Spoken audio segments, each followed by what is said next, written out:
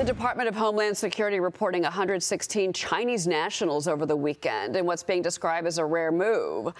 So as these illegal immigrants are being removed, believe it or not, there's this new CNN SSRS poll that finds less than a third of voters would prefer President Biden over Trump to handle the issue of immigration.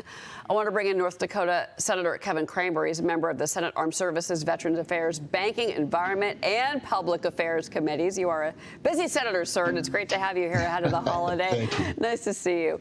So first, your reaction that we are seeing now some deportation of these Chinese nationals, as we've seen reports that thousands have been crossing the southern border.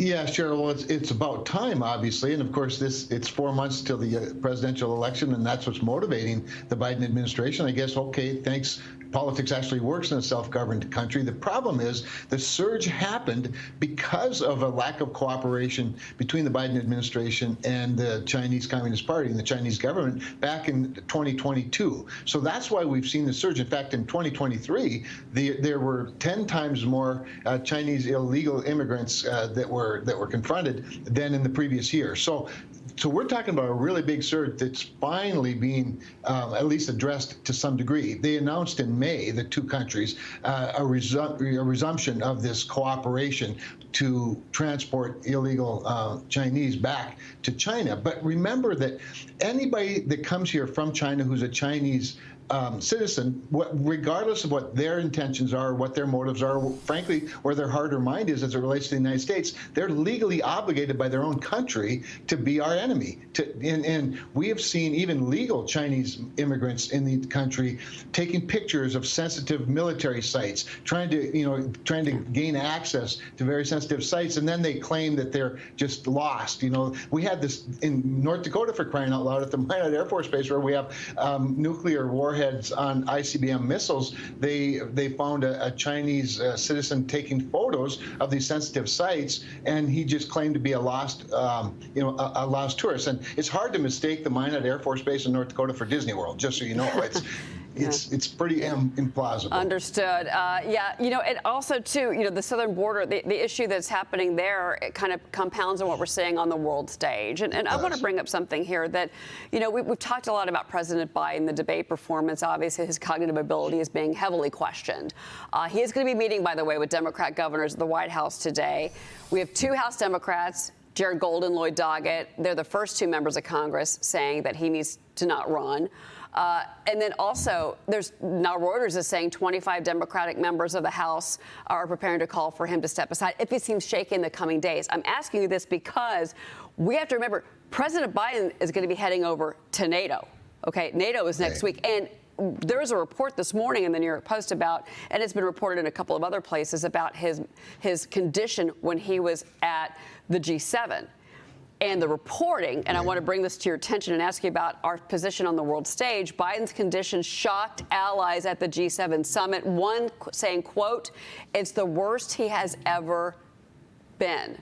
NATO's next week. Are you worried about President Biden's condition staying in the presidency now until November? Can he make it? Is it safe for our country? So, Cheryl, you raise a really important point. All the focus from the debate, of course, has been on the election. The reality is, he has several months yet as the commander-in-chief, the president, the leader of the free world, and the entire free world depends on a projection of strength and leadership from the United States. And that's not being projected right now. What's interesting is it took the debate performance for everybody to say what everybody's thinking.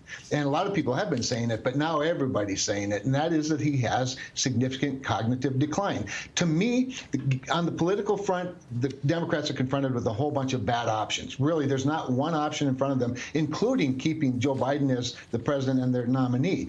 But if they have to make a change, if they should make a change, they should make it soon. They should make it use the 25th Amendment on behalf of the country, the security of the United States of America first, and then our standing on this global stage that at a time when the world's on fire, it's not an accident that the world's on fire. It's not an accident Vladimir Putin went into Ukraine under this president, or that Xi Jinping is taking over islands and imposing Chinese wherever they can. It's not an accident that Houthis are attacking our ships, or that Hamas attacked Israel. That's all a reflection of what we're seeing coming from our own president. Yeah, well, we had Gordon Chang joining us on Monday, and he said, because of what we saw in the debate and the state of Joe Biden's cognitive abilities, that Xi Jinping and China, they could be going for World War III. Maybe they do that before there is if there's going to be a change in the White House, they would do it before, and that's something that's the top of mind for him. I do want to ask you about former President Trump, though. He has still not announced who's going to be his running mate for the election. He has said that he would do it at the convention, sometime during the convention, but North Dakota Governor Doug Burgum is on that short list. You were recently with him at a groundbreaking ceremony at Headquartered Airport out in Fargo. Big investment, $200 million to expand gates at that airport, new parking. That's great. How are the conversations with Governor Burgum? Do you think he's going to be the nominee? Well, I think he's certainly, obviously we know he's on near the top of the list. I personally believe that he's got a very, very strong chance, because I just think he aligns so well with Donald Trump. I think he gives Donald Trump confidence. He has been an incredible surrogate. In fact, I don't know, all of the other, potential vice presidents added up, I don't think have spent as much time on your channel and the other news channels in the last several weeks, if not months, than Doug Burgum. And nobody's done a better job of articulating why Donald Trump should be the choice for America. The other thing is they align so well philosophically, Cheryl. Their experience as business people, building small companies into very large companies, providing lots of jobs for people, signing both sides of the paycheck. And then where they differ a little bit, of course, is in style. Doug is a very cerebral guy, goes very deep on issues, whereas President Trump, keeps it pretty high level because he's communicating to the American people and to the world. He's a marketing genius, to say the least, and his instincts are so good. Doug will drill down into the very deep details of things, but they're on the same page doing this, and I just think they're a great team. So I'm rooting obviously for my governor. I think he'd be a great choice, not just for North Dakota but for America. If not, I fully would expect that Doug and Catherine Burgum will be participating in the administration in some way should Donald Trump win, and let's all hope he does. All right. Well, he definitely got he turned heads, Doug Burgum did on Sunday when he was asked if he'd had conversations with former President Trump, and he said, that's between myself and former President Trump, and that had everybody thinking, okay. Senator Kevin Cramer, it's great to see you, sir. Thank you for being with us. Have a great 4th of July. All right. Thank you. You too.